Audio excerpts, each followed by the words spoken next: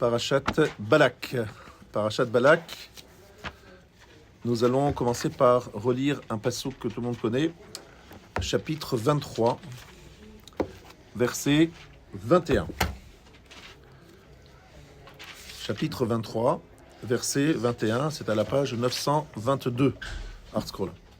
Lo ibit aven be Yaakov, velo ra'a amal be Yisrael, Adonai Elohim utrat melech bo. Il n'a pas observé d'iniquité en Jacob, ni de perversion d'Israël.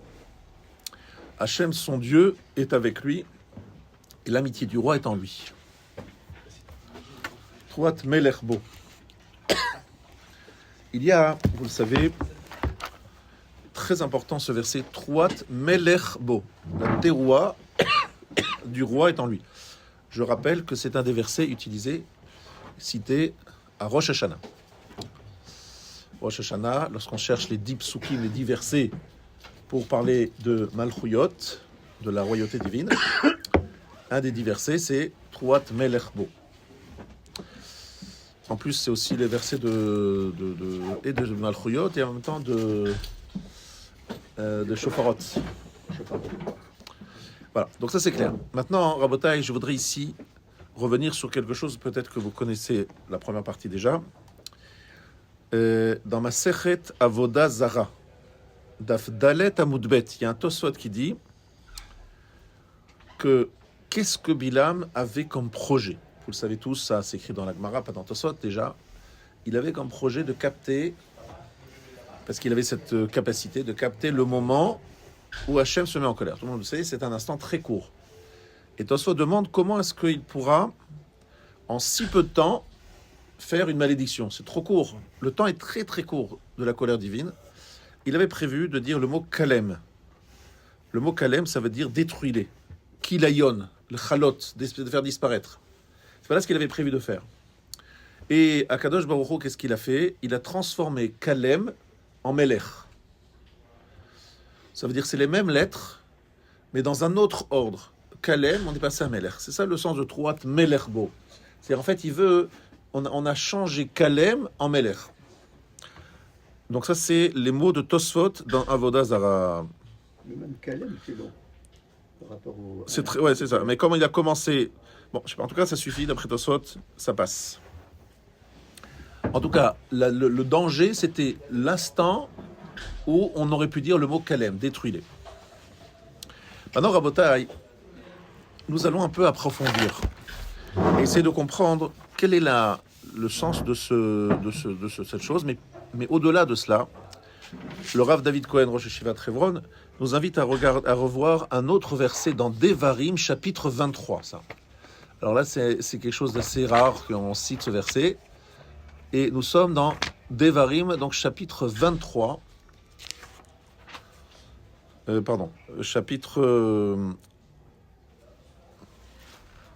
Alors c'est pas dans, oui, c'est dans le livre de Devarim, mais c'est pas dans. Oui. Donc chapitre 23, verset 6.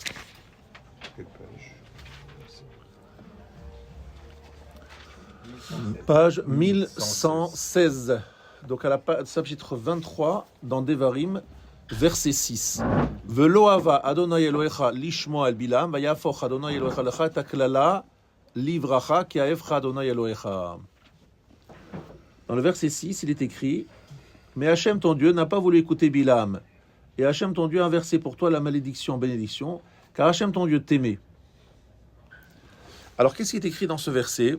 Dit le Netziv. Netziv, c'est Rabbi, le Netziv, c'est donc Rabbi Naftali Tzvi Yehuda Berlin, Rosh Yeshivat Volozhin. Il dit qu'en fait, c'est pas que Bilam, il avait juste la volonté de maudire, et c'est une volonté qui n'a aucun sens. C'est écrit dans ce verset quelque chose d'autre. Vayahafor klala livracha. Un diouk extraordinaire. Je ne sais pas si vous maîtrisez, vous dominez, vous allez voir le Chidush Hatsum de ce matin. Jusqu'à présent, vous pensiez, je pense comme moi, que Bilam voulait maudire, mais Hachem l'a empêché de maudire. C'est ça que vous avez retenu, je pense. Moi, j'avais aussi compris comme ça. On voulait maudire, mais je ne suis pas arrivé. Ici, c'est écrit autre chose. Vayafor Hashem Elokecha lecha et haklala livracha. Il a renversé. Où s'écrit ça dans Parashat Kitetse? Qui va regarder dans Kitetse la situation de Balak? Oui, dans Kitetse, c'est écrit qu'il a renversé. Si on dit renversé, inversé, c'est qu'il y avait une klala et qu'Hachem a dit non, cette klala, je la transforme en bracha. Qui dit cette explication? De qui je la prends? De Natsif de Vologine, pas le Raphaim, le Rosh Yeshiva de Vologine, Natsif de Vologine. Voilà, ça c'est écrit dans ce verset. Donc ça c'est très intéressant de savoir qu'est-ce que c'est cette inversion. Vous avez compris? Cette inversion se fait aussi au niveau du mot. Kalem, Melech. Klala, Bracha. Vous avez compris? Ah. Maintenant, on va aller encore plus loin. Lo ta'or et ta'am ki baruchu. Ne maudit pas le peuple parce qu'il est béni, dit le verset dans Balak maintenant. Dit Yonatan ben Uziel, le fameux Yonatan ben Uziel traduit. Il dit, ne les maudis pas, parce qu'ils sont bénis par leur père. C'est écrit à propos d'Avraham, Veheye Beracha. Avraham, c'est Mekor Aberacha. C'est une naissance de bracha. Et donc ça, effectivement, ça a été un héritage. Nous héritons d'Abraham, cette bracha que Hachem lui a donnée. Heye Beracha, sois toi-même une bracha. Donc, qu'est-ce qu'il lui dit? Ne maudis pas ce peuple, Baruchou, mais par qui il est béni? C'est un héritage d'Avraham, Yitzhak, Jacob. Très bien. Maintenant, vous connaissez tous la Mishnah dans Avot. Mishnah d'Avot dans le chapitre 5, verset 19. Kol Misheshbo Shoshat Dvarim Haelu. Celui qui a les trois choses, c'est un élève d'Avraham. Celui-là qui a les trois choses sont les élèves de Bilam.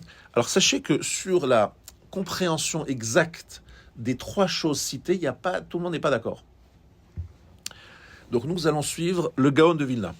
Aïn Ra'a, Ruach Gevoa et Nefesh Rechava. C'est pas facile à traduire. Aïn Ra'a, Ruach Gevoa, Nefesh Rechava. C'est quoi? Kin'a, Ta'ava Kavod. Voilà comme ça l'explique le Gaon de Vilna. Vous savez tous que c'est écrit dans la Mishnah. Shtosha Dvarim, Motzi'im et Ha'adam min ha'olam. Il y a trois choses qui font sortir l'homme du monde. C'est Kin'a, Ta'ava et Kavod. Kin'a, la jalousie. Ta'ava, la passion. Kavod, la recherche des honneurs. Avat à Kavod, l'amour du Kavod. Alors, qu'est-ce que ça veut dire? Ça veut dire que, dit Rashi, alors tout ça, il faut voir encore Rashi sur la Mishnah dans Avot. Encore une fois, un Rashi extraordinaire que peu de gens connaissent. Que dit Rashi sur la Mishnah dans Avot? Et il nous dit comme ça. La source de toutes ces midotes se trouve dans la faute d'Adam Arishon. La faute d'Adam Arishon, qu'est-ce qui s'est passé? C'est la kin'a, la jalousie. Alors vous savez tous que c'est le serpent qui était jaloux de Adam parce qu'il le voyait avec sa femme et il était jaloux d'avoir qu'il ait une femme si belle, etc. Il était jaloux bichlal, de toute façon, parce que le serpent, c'était pas le serpent qu'on connaît aujourd'hui. C'était un animal très très intelligent, et debout. Il était très différent. Et donc il était un peu entre les hommes et les animaux. Donc il avait comme ça, il était jaloux de l'homme. Une relation avec. Est-ce qu'il a une relation ou pas? Ça c'est une question. Mais en tout cas, c'est un long débat. Mais en tout cas, il y a écrit une phrase et il faut voir comprendre ce que ça veut dire. Est-ce qu'il a une relation avec Chava ou pas? On n'est pas tous d'accord avec ça. Ensuite, Ta'ava. Le désir, c'est quoi le désir? C'est facile. La ta'ava, c'est de manger le fruit. Ça, c'est Bachout. Et le kavod, c'est les malachim qui lui ont fait beaucoup de kavod. Les anges lui faisaient beaucoup de kavod. Et toutes ces choses-là auxquelles il s'est habitué, la ta'ava du fruit, le kavod des anges, que les anges lui donnaient, et la jalousie, toutes ces mauvaises choses ont déjà pour origine la faute d'Adam Arishon. Et c'est ça qui l'ont fait sortir du monde. Alors c'est rapide, c'est rapide parce qu'il vient d'être créé et déjà il est sujet à la jalousie, il est sujet à la ta'ava et au kavod. Bien. Par la faute d'Adam Arishon, d'accord, l'homme a été maudit, d'accord. Donc la faute d'Adam Arishon, c'est par ces trois choses, kina, ta'ava et kavod. Maintenant, ça c'est la source et l'origine de la malédiction dans le monde. Ça veut dire que Bilam avait la force de maudire, d'accord? Par quoi il a eu la force de maudire? Et ça, je voudrais que vous écoutiez encore une fois bien, parce que c'est un chidouche gadol. Je vais vous donner la source, parce que vous n'allez peut-être pas me croire. Moi non plus, franchement, je ne connaissais pas ça. C'est Shut Meshiv Kahalacha, au nom de Rabbi Yonatan Aibeshitz. Donc, c'est quelqu'un qui rapporte ce qu'aurait dit Rabbi Yochanan ben Aibeshitz. Qu'est-ce que c'est véritablement la malédiction de Bilam? quelle était la malédiction de Bilam? C'était en fait de leur donner les midot raot, c'est-à-dire de les maudire, c'est-à-dire d'inoculer en eux les midot raot. Et d'ailleurs, on le voit, parce que dès le moment où il a raté son essai de malédiction, il a tout de suite trouvé, entre guillemets, une parade, si on peut dire comme ça. Il a trouvé l'idée d'envoyer les filles de Midian. Et donc, en fait, ce qu'il veut faire, c'est tout simplement inoculer ce qu'il est, lui, Bilam. Bilam, lui, il est quoi? Toutes les mauvaises midotes. Il représente toutes les mauvaises midotes. Eh bien, Bilam, ce qu'il veut, c'est que ces mauvaises midotes à lui, Bilam, il les transmette au clan d'Israël. C'est ça sa malédiction. Alors, voilà. Avraham Avinu, il a l'enseignement contraire, il a enseigné les midot tovot. Il est l'exemplarité dans les bonnes midotes. Bilam, c'est l'inverse. On a une sorte d'opposition entre Avraham qui transmet à ses descendants ces magnifiques midot et Bilam qui veut au contraire les salir avec ses propres midot raot. Maintenant, il faut savoir la chose suivante. Où se trouvent les mauvaises midot? Dans quelle origine? Où elles se trouvent? Alors, il y a trois choses. Il y a Moach, Lev, Kaved. On s'en a déjà expliqué plusieurs fois. Moach, c'est quoi? Moach? Le cerveau. Lev, c'est le cœur. Kaved, c'est le foie.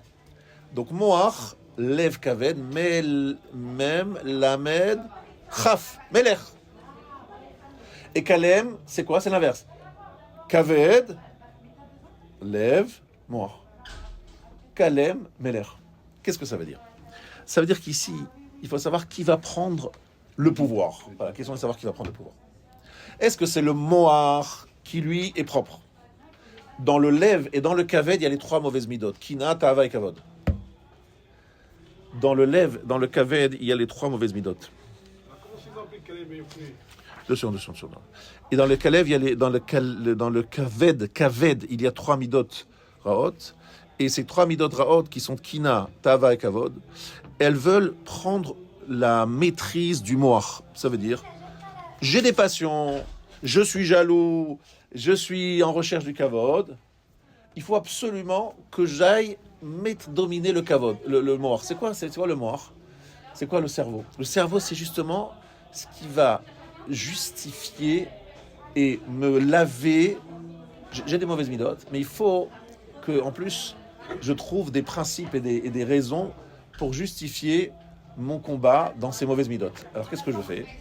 J'essaie de trouver une justification, un combat. Je dis voilà, je vais combattre telle chose, mais c'est en fait parce que j'ai des...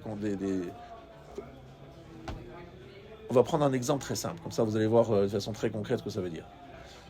Il y a des élections, il y a des gens qui veulent toujours être élus, etc. Monsieur, pourquoi vous cherchez à être élu, monsieur? Ah non, moi je veux défendre telle chose, etc. Il y a des gens qui sont émettes, qui veulent vraiment défendre des choses. Il y en a d'autres qui veulent défendre une chose. Ils veulent devenir eux-mêmes des chefs, des patrons, recevoir du kavod, être des gens dont on parle, qui comptent dans la politique, par exemple. Donc qu'est-ce qu'il fait? Il essaye de trouver quelque chose qui va plaire, pour lequel il va pouvoir être élu. Et il se dit, voilà, grâce à ça, je vais me promouvoir, ça va me promouvoir. Ça va me donner une certaine place. Donc qu'est-ce qu'il fait? Il dit, messieurs, et je vais vous défendre, et je présente, et je... Voilà. Ça, c'est malheureusement ce qui se passe chez la majeure partie des gens. Et nous, qu'est-ce qu'on dit? Il faut d'abord que le moach, c'est-à-dire le moach qui doit être... Il faut renforcer la dimension du moach, c'est-à-dire de comprendre pourquoi on est juif, qu'est-ce que ça représente la Torah, qu'est-ce que ça représente les mitzvot, qu'est-ce que ça représente tout cela, et imposer tout cela sur toutes les midot. C'est donc passer du moach au lev et kaved. Alors que malheureusement, chez la plupart des gens, c'est kalem, kaved, lev, moach. Ça, c'était Bilam. Donc je pense que ces choses-là, vous l'avez bien compris. Alors, le shoresh de ces mauvaises midot, c'est le ched Adam Arishon. Mais qu'est-ce qu'ont fait les avot? Les avot, ils ont été metaken la faute d'Adam Arishon. Comment ils ont été metaken la faute d'Adam Arishon? Avraham, Yitzhak et Yaakov, chacun dans son domaine. Mais Avraham en premier, il était déjà lui-même un homme. Mais ça veut dire quoi faire un tikkun? Un tikkun, ça veut dire montrer un exemple, montrer une forme d'attitude, une attitude qui est tout à fait à l'inverse, tout à fait à l'encontre de ces mauvaises midot. C'est-à-dire, c'est pas seulement, on va dire, ségouli, tikkun, dans les olamot. C'est déjà d'être soi-même un exemple. Les gens, ils voient Avraham, disent, ah, Avraham, Abraham Ivri, lui, c'est d'un côté du fleuve et l'autre, tout le monde de l'autre côté. Il représentait un idéal humain. Voilà.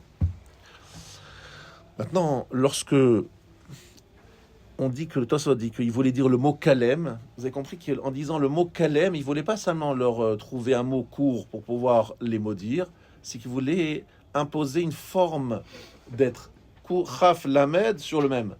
Que le Chaf Lamed Kaved lève prenne le dessus sur moi, que le foie. Alors c'est quoi le foie et c'est quoi le cœur? Ce sont évidemment des métaphores. On ne parle pas du foie comme ça. On ne sait pas que le foie il pense à quelque chose et le cœur aussi. On sait très bien, c'est qu'on des métaphores. Ça veut dire c'est des parties très proches de la matérialité et de la sensibilité qui font que souvent on a des envies, on a des désirs, on se projette sur certaines choses. Effectivement, c'est ça la dimension de Moach Lev Kaved. Maintenant, Rabotai, écoutez bien. Et lorsqu'on nous dit que Makadosh Baruch Hu, Afar, il a transformé, il a inversé. Qu'est-ce que ça veut dire qu'il a inversé la klala en hébracha? C'est qu'en vérité, qu'est-ce qu'il a fait Bilam? Bilam, il a véritablement maudit. C'est-à-dire, il a dit, je vais les maudire. C'est-à-dire, je vais les transformer, je vais les rendre comme moi, avec ma même attitude. Et pour cela, il avait la force de la parole. Alors ça, c'est très intéressant à analyser. Quelle est la force de Bilam? Quelle est la force de Bilam dans sa parole? Il a une parole terrible. Comment Akadosh Baruch Hu, il donne à l'homme une tellement grande force dans la parole? C'est-à-dire qu'on se rend compte en étudiant ces parachiotes, on a peur de la klala de Bilam. Qu'est-ce qu'on a peur? Akadosh Baruch Hu, c'est lui le patron, non? Est-ce que vous réfléchissez? C'est qui est le patron? C'est Hachem. Alors il a qu'à maudire jusqu'à demain. Quoi, Hachem, il a peur de la parole d'un pauvre type comme Bilam.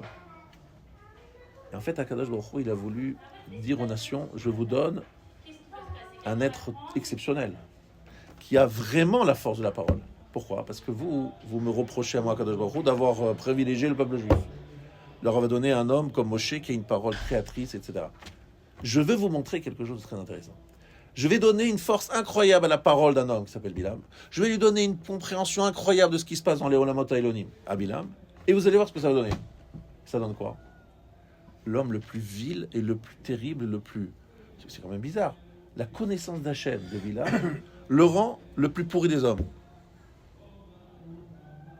Et à l'inverse, chez Abraham, la connaissance d'Hachem le rend le plus grand des hommes. Comment c'est possible une chose aussi pareille? La réponse c'est juste après La parole en fait est créatrice ou destructrice. Donc on a effectivement mais ce qui est très intéressant, c'est qu'on a pris deux mots, Kalem et Meler, comme étant le symbole de la destruction absolue, Kalem, le symbole de tout le sens même de notre existence sur Terre, avec un mot Meler. Je vous rappelle qu'Akadosh Baruch Hu, il veut révéler sa royauté dans le monde. Et en opposition avec cette volonté-là d'Hachem, il y a ceux qui veulent Kalem, faire disparaître justement cette présence que représente le peuple juif, qui est le porteur de cette Malchut Shamaim, à travers sa destruction. Et un des chefs de file de cette destruction, c'est Bilam. D'accord? Bilam, c'est celui qui est le Gadol Shebaumot, le leader spirituel des nations. Mais cet homme-là, bizarrement, on l'a donc offert au peuple, aux nations pour qu'il n'ait pas, comme vous le savez, des reproches à faire en disant oui, si on avait eu un prophète comme Moshe, on aurait été différent. Finalement, on leur donne un prophète, et ce prophète, non seulement c'est pas un exemple, c'est exactement le contraire. Donc moi, si j'étais un membre de ces nations, je dirais mais attendez, vous n'avez pas compris. Nous, on voulait un Moshe Rabbeinu. Vous nous avez donné un Bilam, mais aucun rapport, c'est une erreur de casting. Une erreur de casting, c'est pas celui qu'on voulait. Nous, on voulait un Moshe Rabbeinu, vous nous avez donné un Bilam, aucun rapport. C'est vrai qu'il avait une prophétie, mais c'est un pauvre type, c'est un monsieur complètement... Alors Hachem répond, si on peut dire, Kivyachol, il dirait, mais vous n'avez pas compris, moi, j'ai un grand principe dans ce que j'ai fait sur Terre, c'est un grand principe. Ce principe, c'est le suivant. Akol bidé shamaim, chutz mirat shamaim. J'ai laissé le libre arbitre aux hommes. Je ne peux pas, moi, m'imposer aux hommes. Je peux leur donner des propositions, les aider, les accompagner, mais akol bidé shamaim, chutz mirat shamaim. Or, on voit ici quelque chose de très intéressant dans cette paracha. Chaque fois la première fois, Hachem dit à Bilam, non, c'est niet, je veux pas que tu y ailles. Puis après, on a l'impression que Hachem, il change d'avis, il dit, bon, si c'est avec eux, tu peux y aller, mais attention. Mais qu'est-ce qu'il y a, mais qu'est-ce qui se passe? Quel est ton problème? Tu as dit non, c'est non. Tu as peur de dire non à quelqu'un? Et là, Hachem nous apprend. B'derech shadam rotse lelech molichim oto.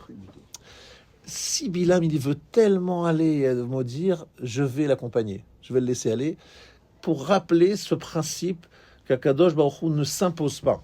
Il veut laisser à l'homme le libre arbitre. Donc il dit à Bilam, vas-y, mais attention, attention. Mais il ne peut pas offrir au Mot Haolam un tzaddik. Il peut offrir au Mot Haolam un homme avec des capacités extraordinaires. C'est ce qu'il a offert. Bilam, il a des capacités incroyables. Mais est-ce qu'il peut en faire un tzaddik à Kadosh Baruch Hu? Il pourrait, mais il ne veut pas. Pourquoi il ne veut pas?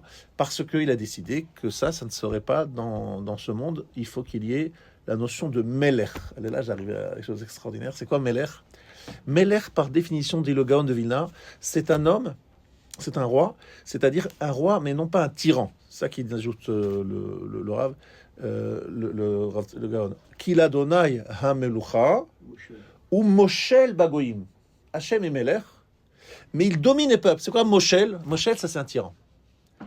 Moshel Memshala, vous savez, Memshala, c'est gouvernement. Aujourd'hui, c'est devenu le mot gouvernement. Mais dans le verset tel que le Gaon a compris, qu'il Hachem Hamelucha, il est roi sur Israël, parce qu'Israël l'accepte et le reconnaisse comme roi. Mais sur les peuples, il est Moshel, c'est-à-dire il est c'est pas un tyran, il cherchait pas à être tyran, mais il s'impose, parce qu'il ne veut pas l'accepter, donc il s'impose. Mais attention, le programme d'Hachem, c'est pas d'être Moshel, c'est d'être Melech. Et pour être Melech, on le voit très bien, un roi acclamé par ses sujets, c'est un moment extraordinaire dans un pays où il y a le roi, dont le peuple est fier et il l'acclame, ça c'est un roi. Mais un pays dans lequel il y a un tyran qui muselle toutes les oppositions, qui tue tous les opposants, c'est pas un roi, c'est un tyran, c'est un moshel. Il y a d'autres termes qui le désignent, mais Melech, c'est pas. Parce que Melech, c'est Moar Lev Kaved. Ça veut dire quelque chose qui est accepté, compris. Pourquoi? Parce que Moar, c'est le cerveau, c'est l'intellect. Lev, c'est le cœur, c'est le siège des sensibilités. Kaved, c'est l'endroit où il y a beaucoup de sang. Le sang représente Adam ou un Nefesh, la partie la plus basse, c'est la partie de l'action. D'accord? Donc le lien le plus fort avec le monde dans lequel nous sommes, dans le monde matériel. Donc on a ici Moach Lev Kaved, Akadosh Baruch Hu dit, moi je viens d'en haut et je veux que ça passe comme ça, du haut en bas, que le cerveau s'impose sur tout l'ensemble du cœur. Ça c'est mon travail. Maintenant, je vous offre Bilam. Bilam, je lui fais un cadeau. Moi, Akadosh Baruch Hu, je lui offre un cadeau. C'est quoi le cadeau que je lui offre? Je lui donne un lien avec moi extraordinaire. Et je lui donne la possibilité de capter le moment de la colère divine, c'est-à-dire que Bilam, bizarrement, au lieu d'utiliser cette force pour construire d'abord lui-même, se construire, qu'est-ce qui se passe avec Bilam? Bilam, il devient celui qui écoute son ânesse. C'est assez incroyable. L'ânesse qui parle. Ça, c'est Bilam. Il écoute son ânesse qui parle. L'ânesse, elle a la chaîne, il fait des miracles. Pourquoi? Franchement, est-ce que c'était absolument nécessaire de faire ce miracle, une ânesse qui parle? Et moi, je pense qu'ici, Akadosh Baruch Hu nous dit quelque chose de très intéressant. Il nous dit, vous savez, à partir du moment où vous faites comme Bilam et que vous avez Kin'a, Ta'ava et Kavod comme grand principe dans votre vie, la jalousie, la passion, la recherche des honneurs, c'est ça vos socles dans la vie, c'est ça vos... Eh bien, lorsque vous arrivez à malheureusement, cette dépravation comme vous avez comme Bilam, eh bien, finalement, l'ânesse va finir par vous parler. C'est quoi l'ânesse? L'ânesse, c'est justement la partie matérielle du corps qui un jour nous dit, mais franchement, c'est quoi ça? C'est quoi cette vie? C'est quoi ça? Il y a un moment où il y a un retour de la part de ce monde qui dit, ça suffit, c'est en fait quoi? C'est-à-dire, en fait, il a mis quand même des comment on appelle ça? Comme des fusibles. On peut pas aller trop loin dans le dépravation parce qu'à un moment, l'homme, il se regarde dans une glace, il se dit, je suis quoi là? Il y a un moment où il se dit, je suis pas possible, je suis allé trop bas là, je suis allé trop loin.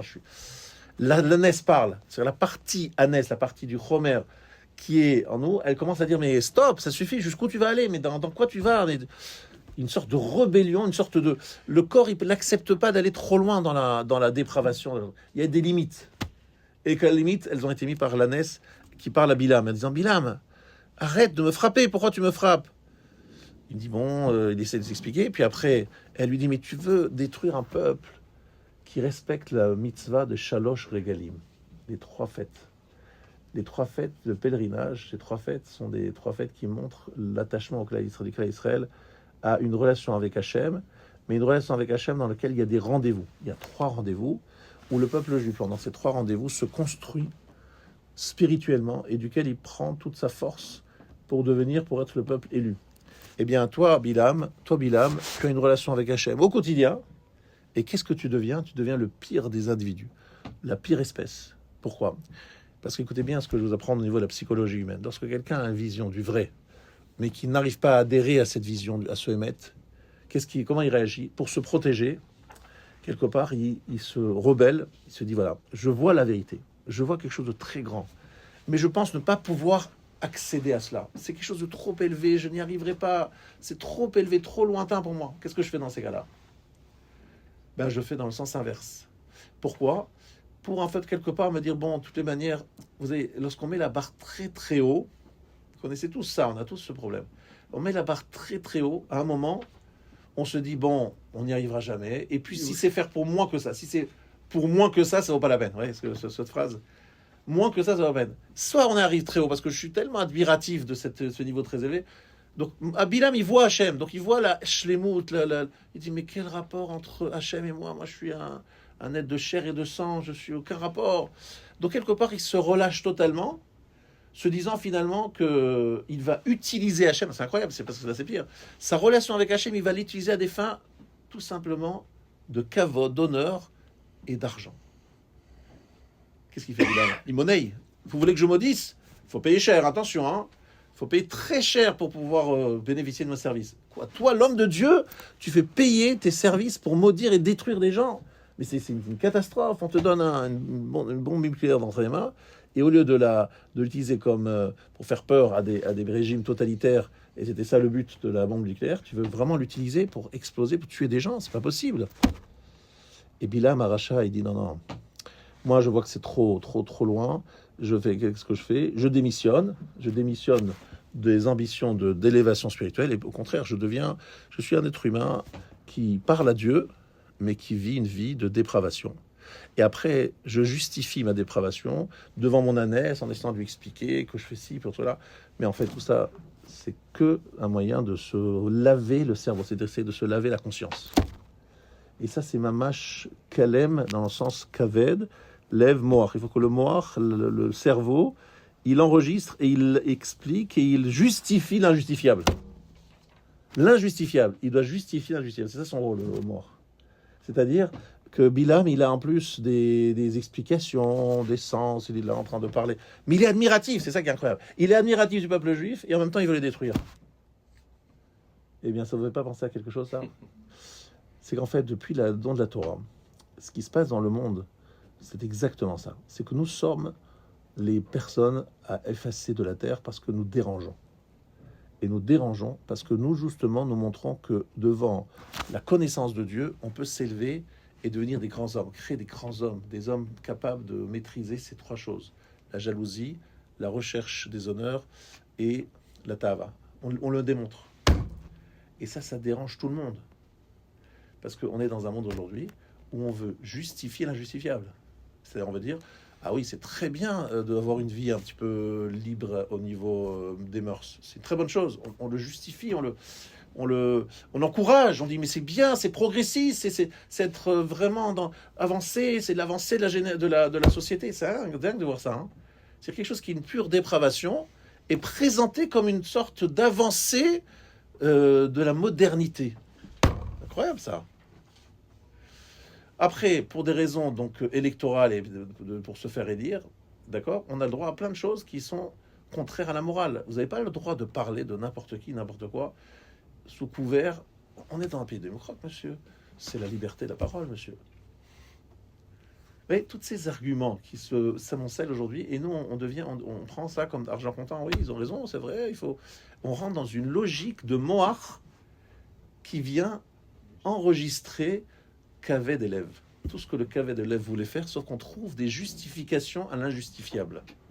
Et on dit les Juifs, mais les Juifs, pourquoi les Juifs ils résistent là encore là, avec leur vieil repère là, de judéo-chrétien? Mais arrêtez avec ça. Et donc on les déteste parce qu'ils sont justement la négation de ce qu'on veut nous enseigner dans le reste du monde.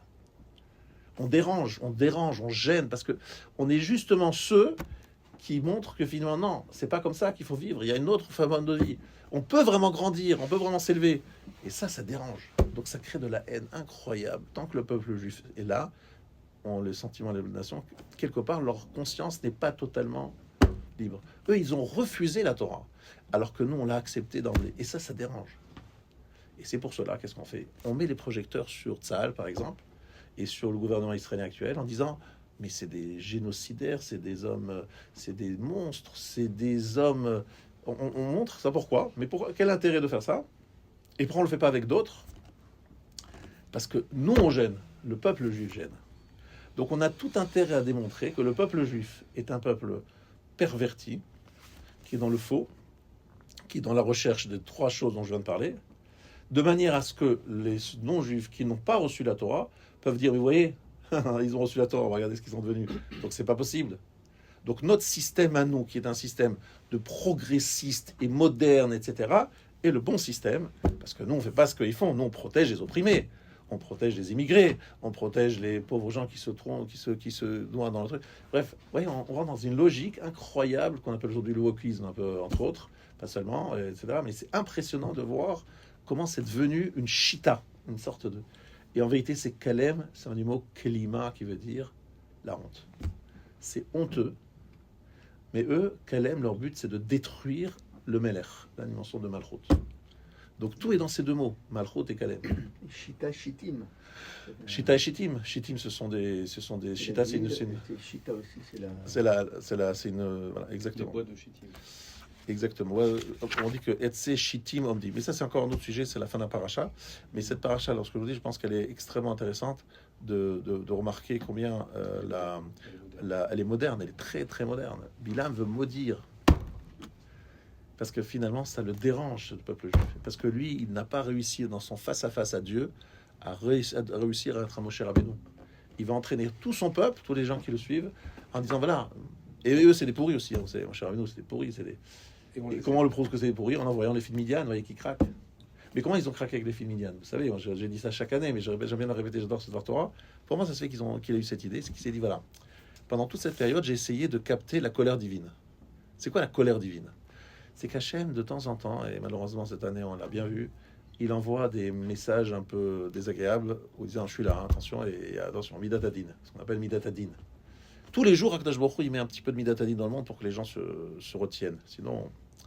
Et justement, pendant cette période, il n'y a pas eu de Midatadin, parce qu'il ne voulait pas se mettre en colère pour ne pas que Abilam nous maudisse. Qu'est-ce qui s'est passé? Il y avait un déficit de Midatadin. Alors vous savez qu'est-ce que se passe dans une classe? Si vous montrez trop de gentillesse, c'est trop cool, vous le prof, tout de suite, les élèves, ils vous montent dessus. Il faut dans chaque cours que le maître, il montre... Attention, hein, il y a des limites à dépasser, hein, attention. S'il ne montre pas ses limites, c'est la fin. Ainsi, Akadosh Baruch Hu, n'ayant pas pu, entre guillemets, montrer la limite, eh bien, il s'est dit, mais c'est le moment pour envoyer des filles de Midian. Il y a un déficit de Midatadin, déficit de rigueur, donc les êtres le ressentent, et la débauche est possible.